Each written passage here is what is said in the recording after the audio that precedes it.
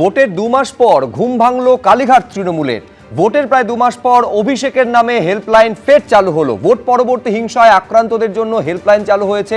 আইনি সাহায্য দিতে চালু হলো এক ডাকে অভিষেক। মিথ্যে মামলায় জড়িয়ে দেওয়া হলে আইনি সহায়তা দেওয়া হবে। ভোট পরবর্তী হিংসায় শিকার কর্মীদের আইনি সহায়তা দেওয়া হবে। ভোট মেটার প্রায় 2 মাস পর অভিষেক বন্দ্যোপাধ্যায়ের নামে হেল্পলাইন চালু হলো। দেখতে পাচ্ছেন সেই ছবি অভিষেক বন্দ্যোপাধ্যায় নিজে পোস্ট করেছেন, যেখানে তিনি আইনি সহায়তা দেওয়ার প্রতিশ্রুতি দিচ্ছেন তাদের যারা ভোট পরবর্তী হিংসায় আক্রান্ত হয়েছেন। ভোটের প্রায় 2 মাস পর এই হেল্পলাইন চালু হলো আরও একবার। ভোট পরবর্তী হিংসায় আক্রান্ত যারা তাদের জন্যই এই সহযোগিতার হেল্পলাইন। আইনি সাহায্য দিতে চালু হলো এক ডাকে অভিষেক। মিথ্যে মামলায় জড়িয়ে দেওয়া হলে আইনি সহায়তা দেওয়া হবে।